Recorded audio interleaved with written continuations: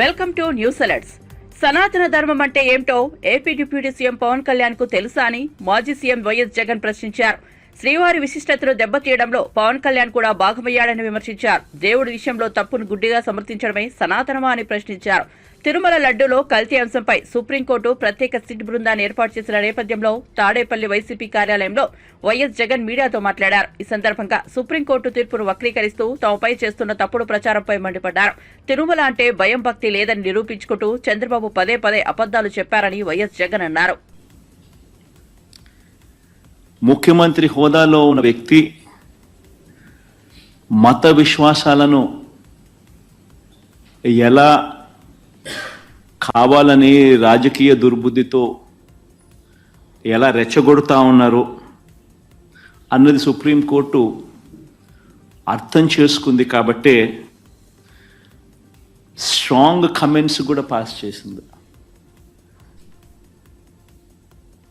దేవుడిని రాజకీయాల్లోకి లాగద్దు అని, పొలిటికల్ డ్రామాలు చేయొద్దు అని స్ట్రాంగ్ కమెంట్స్ కూడా సుప్రీంకోర్టు పాస్ చేసింది. చంద్రబాబు గారు స్వయంగా వేసుకున్న సిట్టును సైతం రద్దు చేసింది. నిజంగా తిరుమల పవిత్రతను, స్వామివారి ప్రసాదం విశిష్టతను నిజంగా రాజకీయ దుర్బుద్ధితో కావాలని అబద్ధాలాడి జంతువుల కొవ్వును సైతం వాడి లడ్డూలు తయారు చేసినట్టుగా, ఆ లడ్డూలను తిన్నట్టుగా, పంచిపెట్టినట్టుగా తిన్నట్టుగా అసత్య ప్రచారంతో ఏదైతే ముఖ్యమంత్రి చంద్రబాబు నాయుడు గారు తిరుమల లడ్డును, వెంకటేశ్వర స్వామి విశిష్టతను, తిరుమల ప్రతిష్టను ఏ రకంగా అయితే తాను అపవిత్రం చేశాడో వాటి అన్నింటికి సంబంధించి గత కొద్ది రోజులుగా సాక్ష్య ఆధారాలతో సహా నేను చూపించడమే కాకుండా కోర్టులు సైతం చంద్రబాబు నాయుడు గారిని మొటిక్కాయలు వేసిన పరిస్థితులు గమనించారు.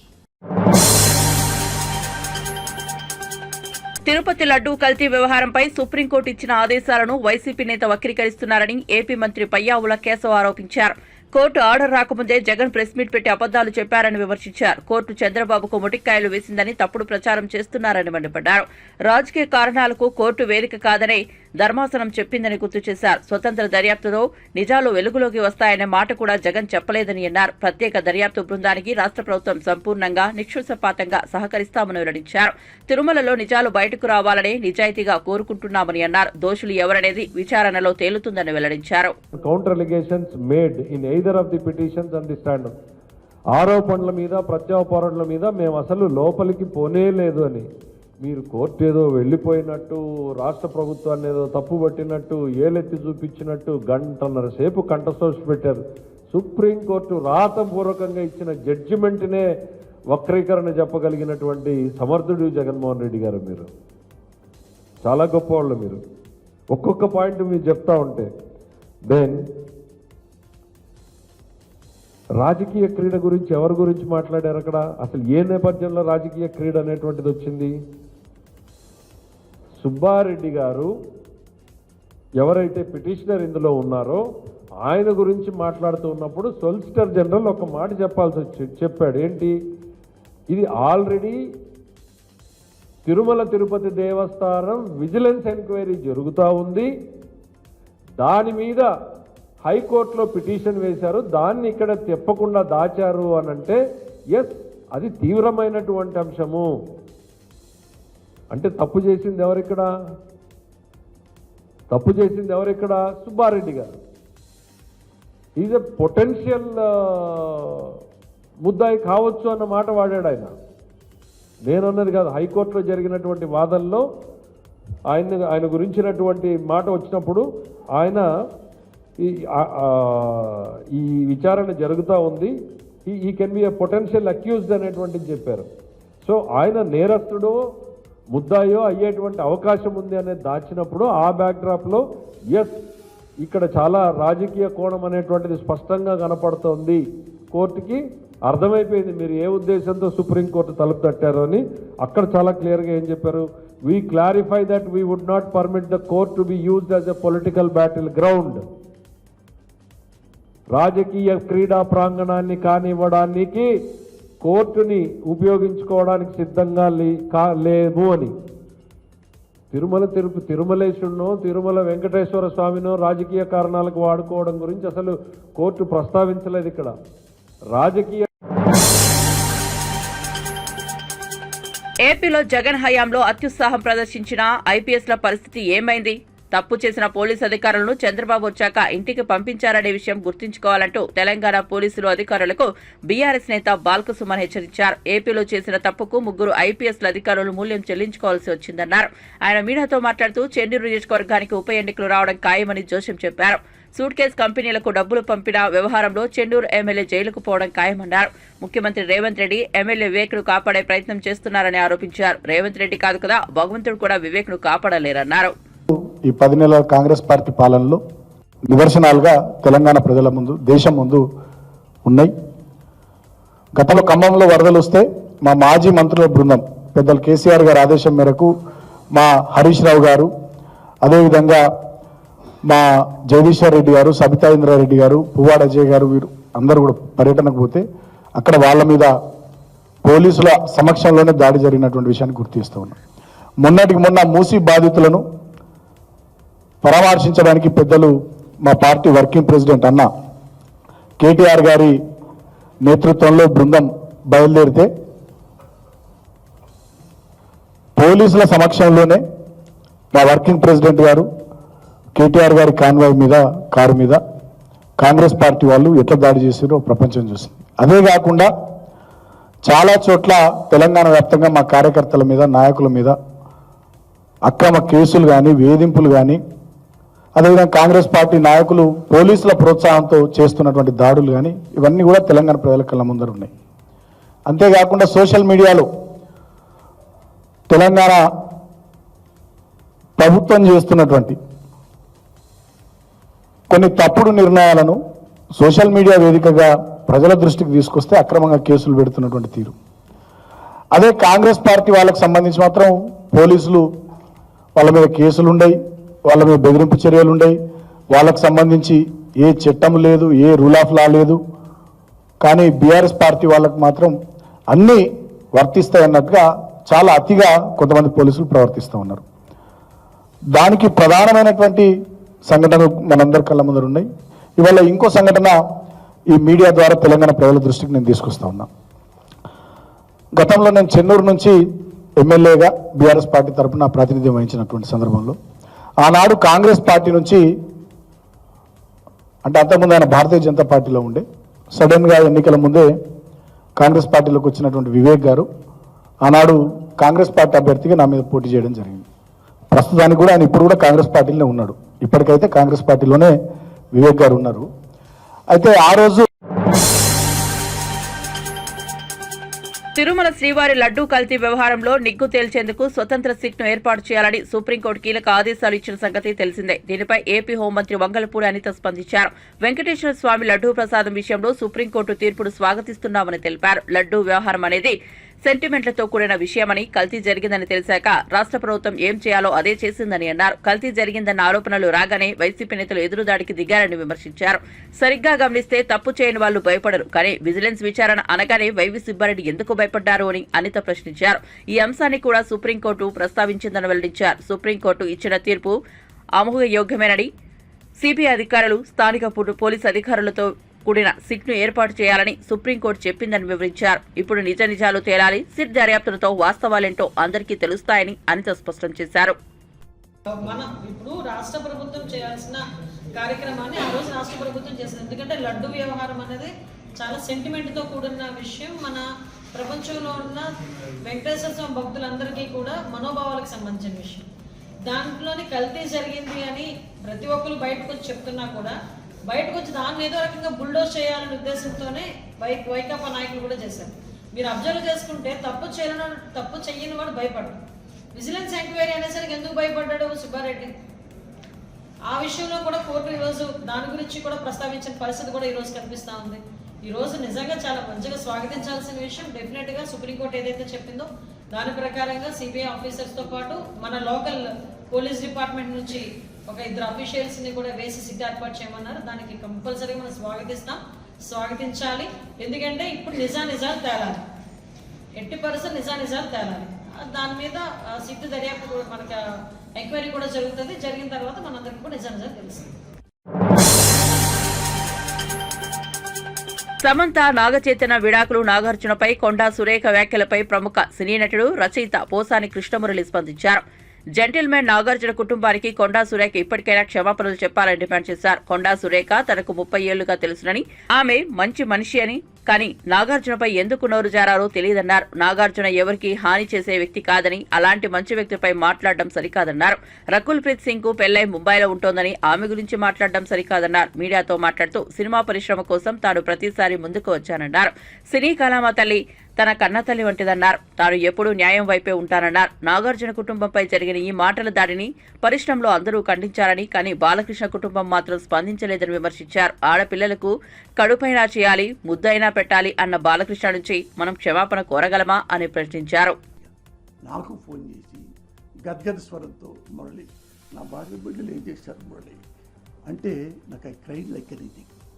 ఇంత పెద్ద లెజెండ్స్ ఇన్ని వాళ్ళ ఇంట్లో ఆడాలని తిడతాడా, రాజకీయాలు ఎక్కడ, ఇది ఎక్కడ అని.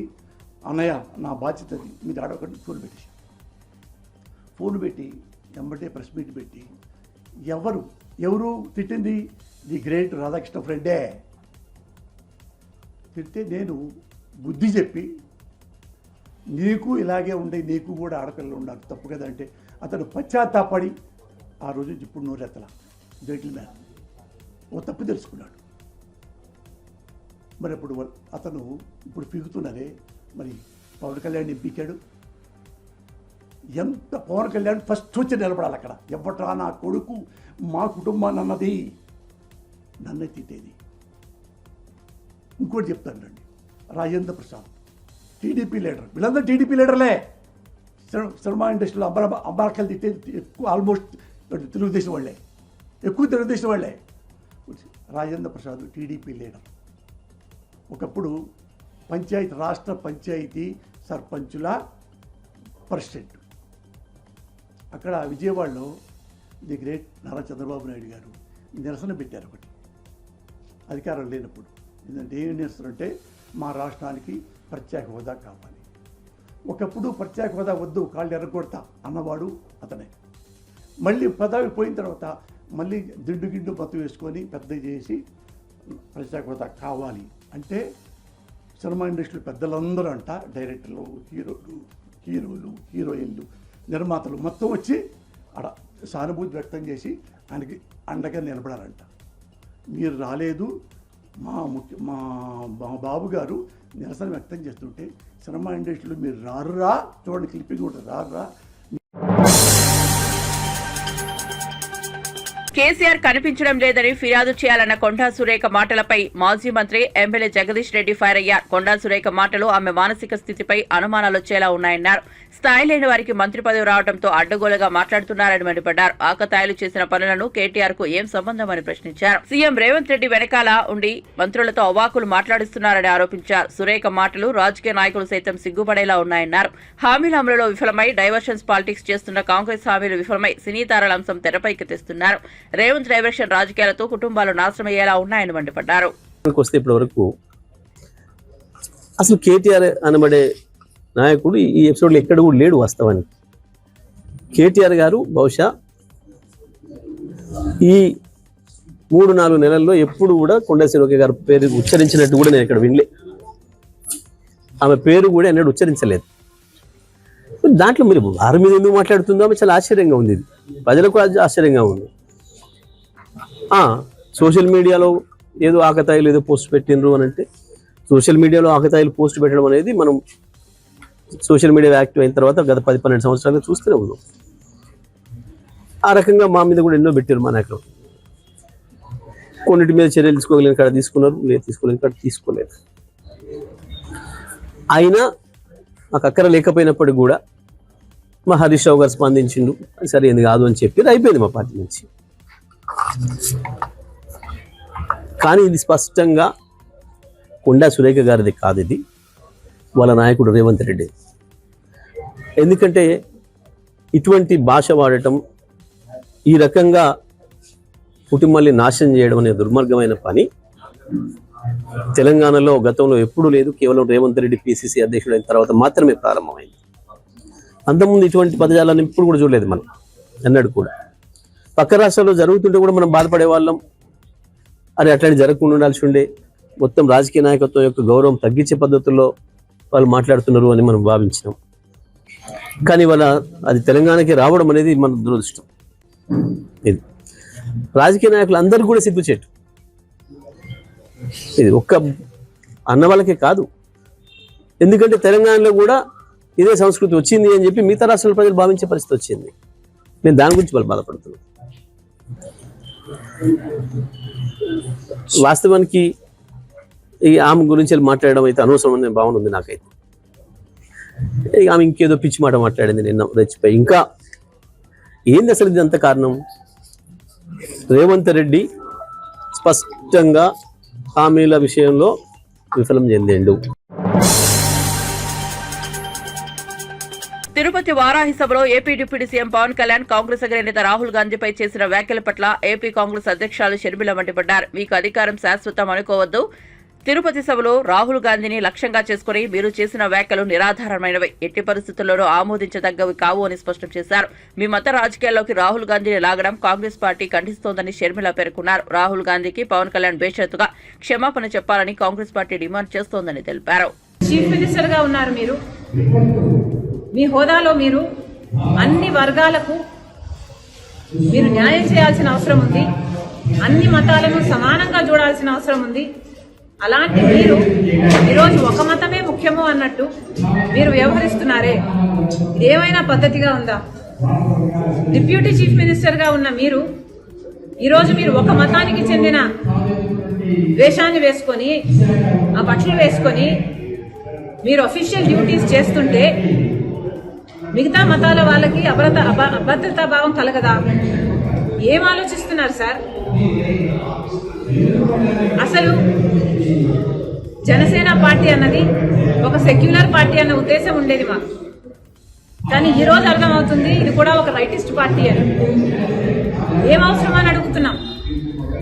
అసలు ఆర్ఎస్ఎస్ సిద్ధాంతం కదా ఇది. మతం అడ్డు పెట్టుకొని రాజకీయాలు చేయడం అన్నది ఆర్ఎస్ఎస్ సిద్ధాంతం. ఆ సిద్ధాంతాన్ని బీజేపీ అనుసరిస్తుంది అంటే అర్థం ఉంది. మీరెందుకు ఆ సిద్ధాంతాన్ని ఎందుకున్నారు? మీరు కూడా బీజేపీ లాగా ఏమైనా ఆర్ఎస్ఎస్ మీరు కూడా ఏజెంటా, డబుల్ ఏజెంటా? మోడీ డైరెక్షన్ లో కదా జరుగుతున్నది యాక్టింగ్ అంతా. మోడీ గారు డైరెక్ట్ చేస్తున్నారు, పవన్ కళ్యాణ్ గారు యాక్టర్ గా మారారు.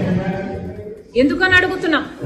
మీరా రాహుల్ గాంధీ గారి గురించి మాట్లాడేది ఏమైంది సార్? మణిపూర్ లో క్రైస్తవుల ఊచకోత చేస్తే బీజేపీ పార్టీ, ఇదే మోడీ గారు ఎందుకు మాట్లాడలేదు మీరు? మరి ఇప్పుడు ఒక మతమే ముఖ్యం అన్నట్టు మీరు మాట్లాడుతున్నారే, మరి ఆ మతానికి చెందిన వాళ్ళు మనుషులు గారా? ఆ మతానికి చెందిన వాళ్ళు మీకు ఓట్లు వేయలేదా?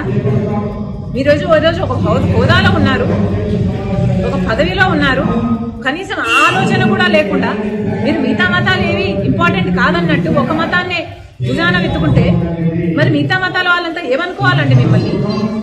మీరా రాహుల్ గాంధీ గారి గురించి మాట్లాడేది?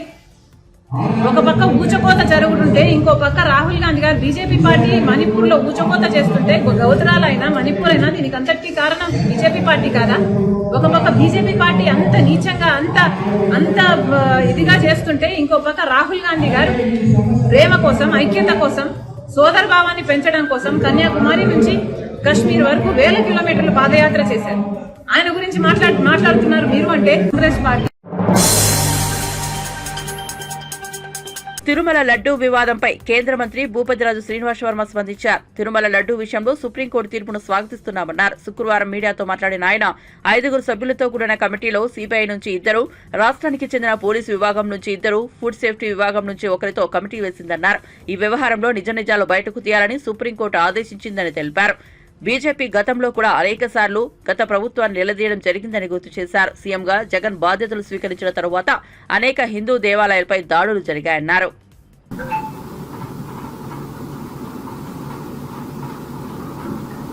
అదేవిధంగా ఏదైతే అన్ని మతస్థులు తిరుపతి వెళ్ళేటువంటి సందర్భంలో వెళ్ళడానికి అభ్యంతరం లేదు, కానీ అక్కడ ఉన్నటువంటి డిక్లరేషన్ మీద సంతకం చేయాలనేటువంటి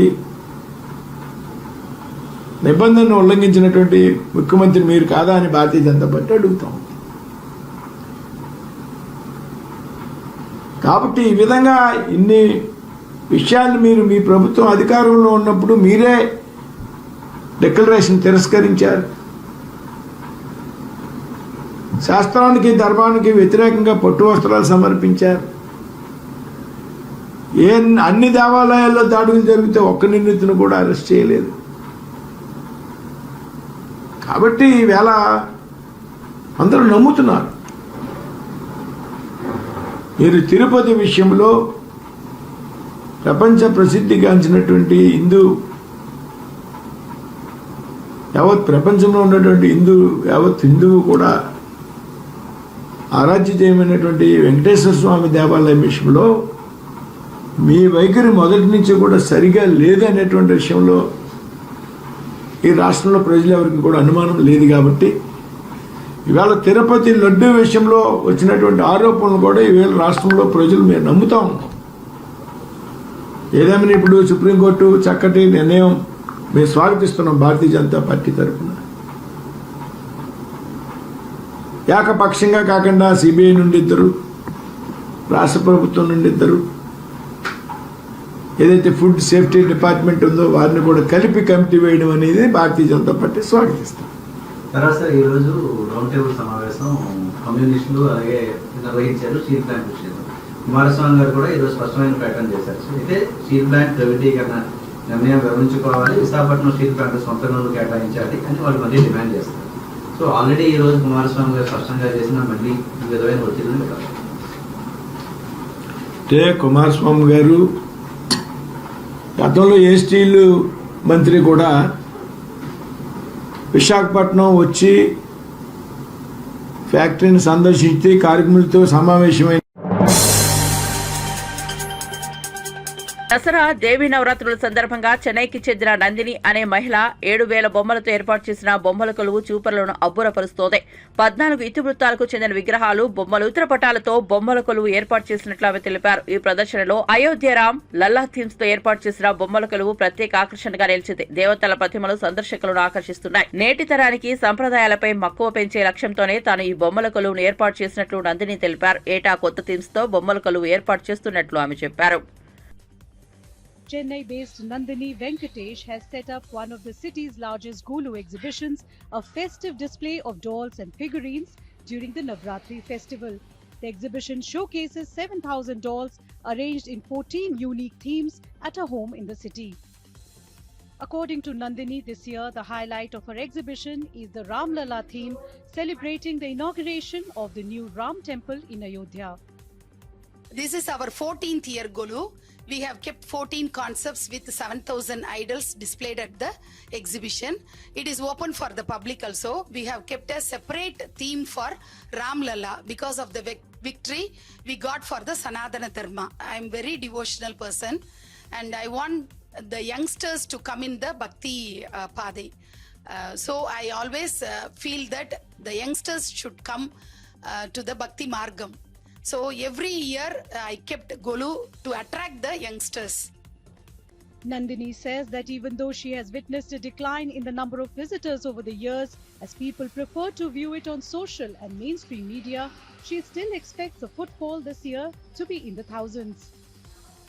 Every year people will come around 5,000 to 10,000 previous years and all. Nowadays it has become lesser because of the reason that everyone wants to see in the online virtual media.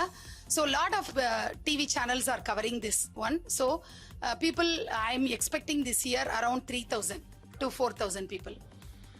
Nandini showcases her special collection of dolls and figurines representing various gods and goddesses during the 9-day Navratri festivities. The exhibits are crafted from a variety of materials including wood, clay, plaster of Paris and metal.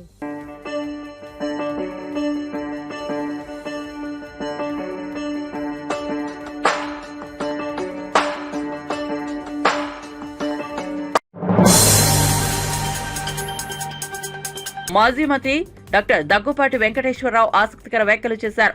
Bapatla జిల్లా కారంచేడులో నిర్వహించిన కార్యక్రమంలో ఆయన ప్రసంగించారు. ప్రస్తుతం రాజకీయాల్లో లేనందుకు తాను అదృష్టవంతుడని దగ్గుపాటి అన్నారు.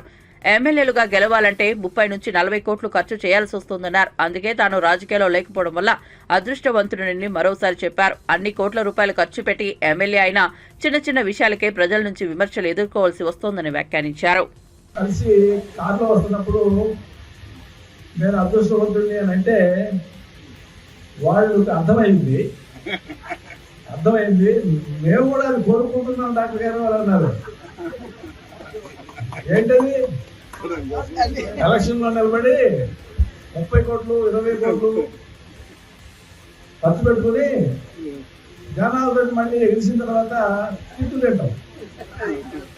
అర్థమైందా? ఎందుకు తింటాం తెలుసా? చిన్న విషయానికి కూడా ఈ మధ్య చీరాల కొండయ్యని గెలిచాడు. కొండయ్య గెలిచిన తర్వాత అక్కడ ఓటర్లో ఎవరో చనిపోయారు సముద్ర స్నానానికి వెళ్ళి. ఆయన ఆ రిసర్చ్ వాళ్ళందరినీ పిలిచి గజీతగాళ్ళు ఉంటే ఎటువంటి ప్రమాదం వచ్చినప్పుడు వాళ్ళు వెళ్ళి దూకుతారు, అటువంటి వాళ్ళకి ఏదైనా మనం సహాయం చేయడానికి వాళ్ళకి జీతాలు ఇవ్వడానికి అని రిసార్ట్ వాళ్ళని కాస్త కలెక్షన్ చేద్దామని చెప్పి పిలిచాడు. పిలిచి అయ్యా మీరు రిసార్ట్కి ఏదో 2,000 3,000 5,000 ఇచ్చే వాటిని పెట్టి జీతాలు ఇద్దాము, వాళ్ళని పెడదాము, ఈ సమస్య చేద్దాము అని ఆయన ఒక మంచి ఉద్దేశంతో చెప్తే ఈ కొండయ్య వచ్చి రిసార్ట్స్ పెడతాక అంతా కూడా డబ్బులు తీసుకుంటున్నాడు అని మొదలుపెట్టారు. తర్వాత వరద బాధితులకి ఏది ఇప్పుడు విజయవాడ వరద బాధితులకి ఏదో కొద్దిగా కలెక్ట్ చేద్దామని చెప్పి ఆ వైశ్య కమ్యూనిటీ వాళ్ళందరినీ కూడా షాప్ కింద ఇస్తే అవి తీసుకెళ్ళి ముఖ్యమంత్రికి ఇద్దామని చెప్పి అని అడిగితే మళ్ళీ మొదలు ఈ కొండయ్య ఏం చేస్తున్నాడు, దేవుడు నింపుకున్నాడు, డబ్బులు తీసుకుని మొదలుపెట్టాడు. అవునా?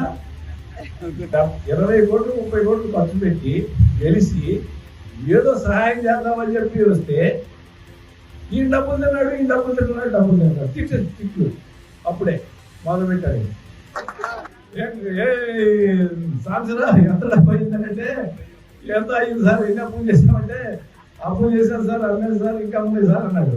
అంటే మీరేమో నేను అంతకుముందు స్టేట్మెంట్ ఇచ్చా, గెలిచినాడేమో టికెట్ దొరకనాడు అదృష్టం అని చెప్పి